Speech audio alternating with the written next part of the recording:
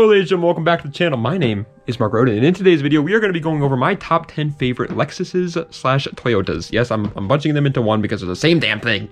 Okay, so before you're like, I want a separate Lexus video, Mark, I do not accept this. Too bad, man. Okay, they're put in the same with the Toyotas because they're exactly the same. Song of the day is actually a rock and roll song. I was feeling it, dude. I was driving the other day. I was like, oh man, this is good. It's called Savior by Rise Against. Go give it a shot, man. You don't gotta, everybody's all like, nowadays they're all like, oh, I have to listen to rap music. If you ain't listening to Gunna, you're not cool. No, man, this is a good song. Okay, I listen to it, I feel hyped up. I want to go like rob a bank or something. All right, I'm not gonna actually do that for any FBI people watching. I'm not gonna rob a bank.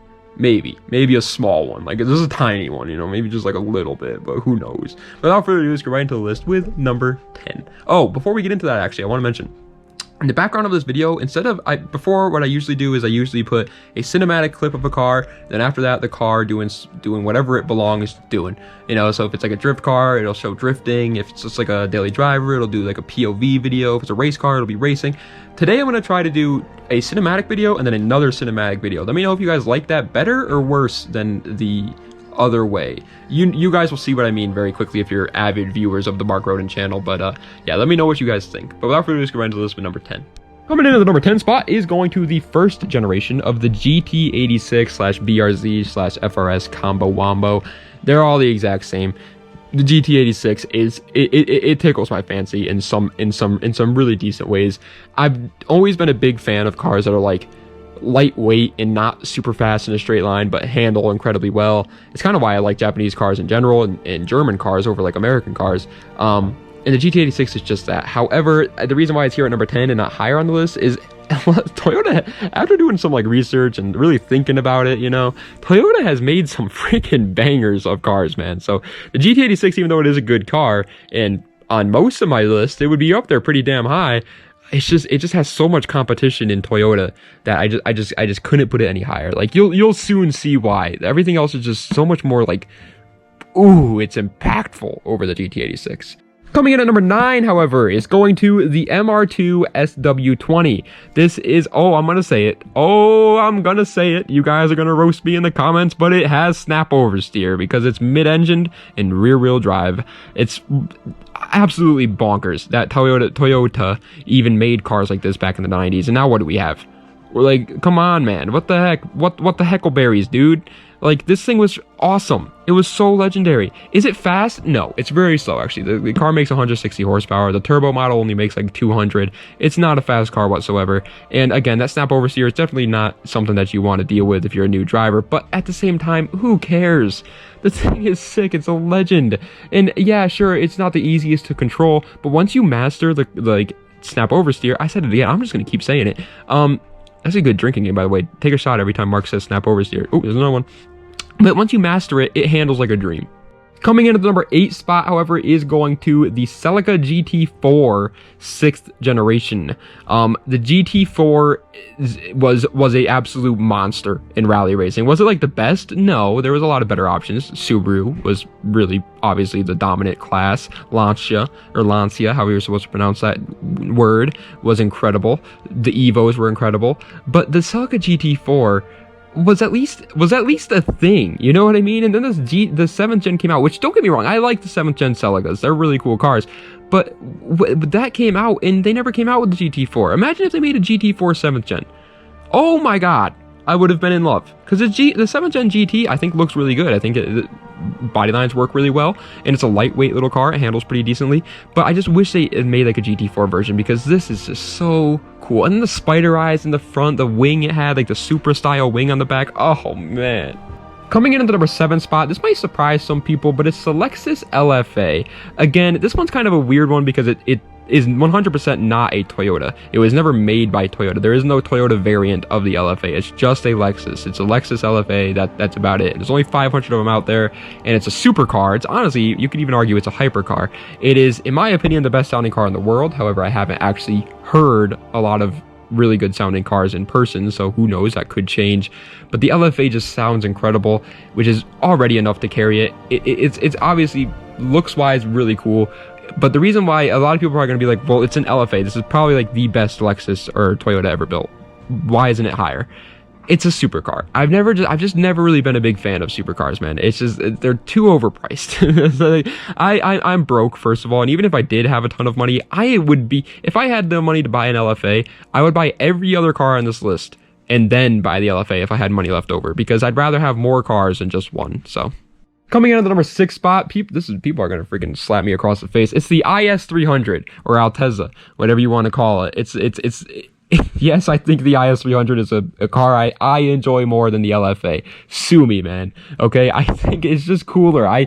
If I'm sitting there watching a video, or if I'm playing a racing game or whatever, and an IS300 and an LFA is in there, I'm gonna have more fun with the IS300. And in real life, it's probably gonna be the same way, because that's more my style. I like the cars that they start out slow, but then you make them fast, and then you have, a story behind it. You build it up, and that's exactly what the IS300 is. It's so unassuming to the regular person. The regular person would have no idea what the IS300 can do.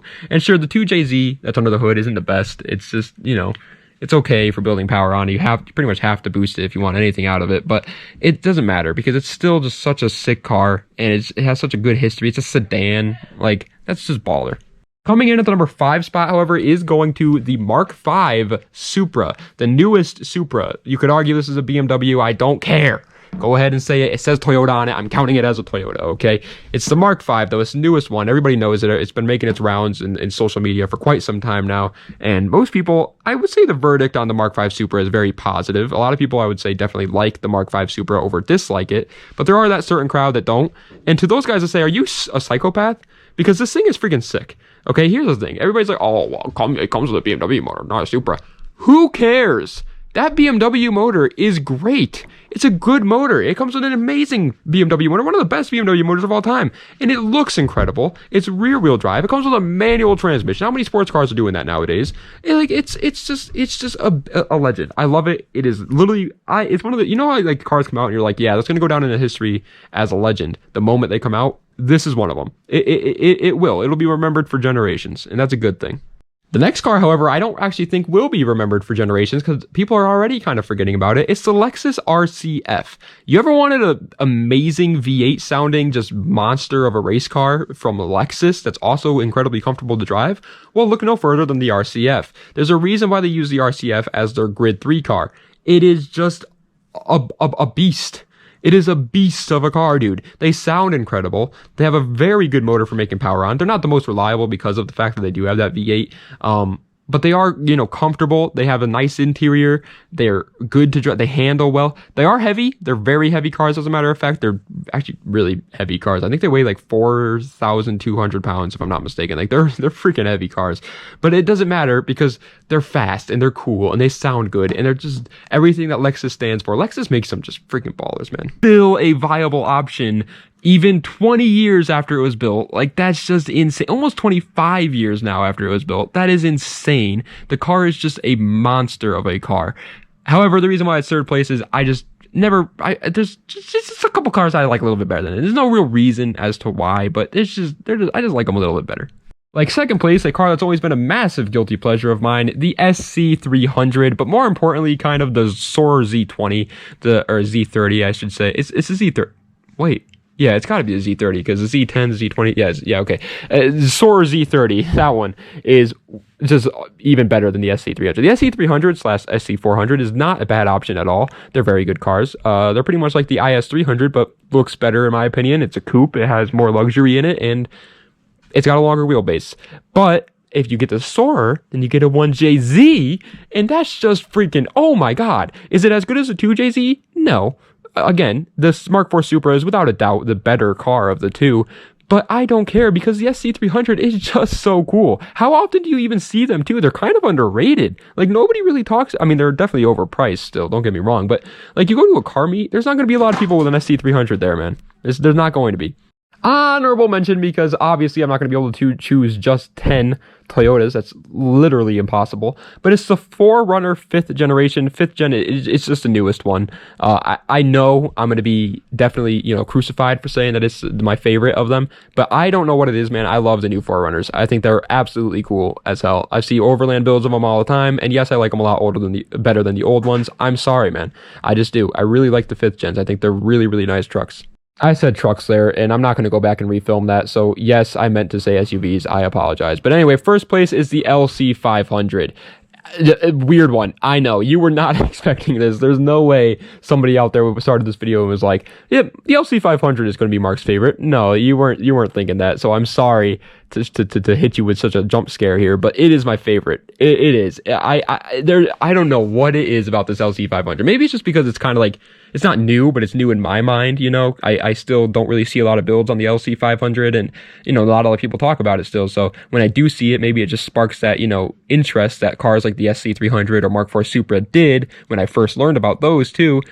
But I don't know, man. I see it being pretty hard to beat the LC500. Everything about it is just really cool. It's incredibly fast. It's incredibly luxurious. It looks over the top unique. It looks like what electric cars should look like. Like, it just works so damn well. I'm pretty sure it has a V8, but I don't even know because I don't even care what engine it has. All I care about is how that freaking puppy looks. I've watched a video of it in POV, like a guy driving it in POV mode, and that guy probably felt like a freaking baller. And it is just such a good car. I love the LC500. I wish I could own one day. Hopefully I can. But yeah, that's my favorite. But anyways, thank you guys so much for watching. I hope you enjoyed. If you did, please be sure to like, comment, and subscribe to the channel for more content just like this. You're probably like, how did the background change? Well, I sat sideways in my chair. I'm incredibly uncomfortable right now. Actually, I'll show you. Not comfortable, but it actually works really well because then I can put my computer on the other chair right next to me, and I'm just like, okay, it works way better than sitting the other way. So don't question it. You'd have to be there type of thing, okay? If you were sitting this way, you'd be like, yeah, that is a lot better. So don't judge me, boys. But anyway, thank you guys so much for watching. I appreciate it. If you enjoyed, please be sure to like, comment, and subscribe to the channel for more content just like this. I'm trying to do a new series. I'm going to even start a whole playlist for it where I rank my top 10 favorite cars of every car brand. We've done Lamborghini and Honda so far, and now today is Toyota/Lexus. Obviously, we'll do all of them. So let me know what other brand you want to see me rank my top 10 favorites of. And I'm going to put them all in their very own playlist probably tonight. So it'll be live on the channel very shortly so you guys can watch them all in order. And yeah, thank you guys so much for watching. I appreciate it. Das Vidania, and have a nice night.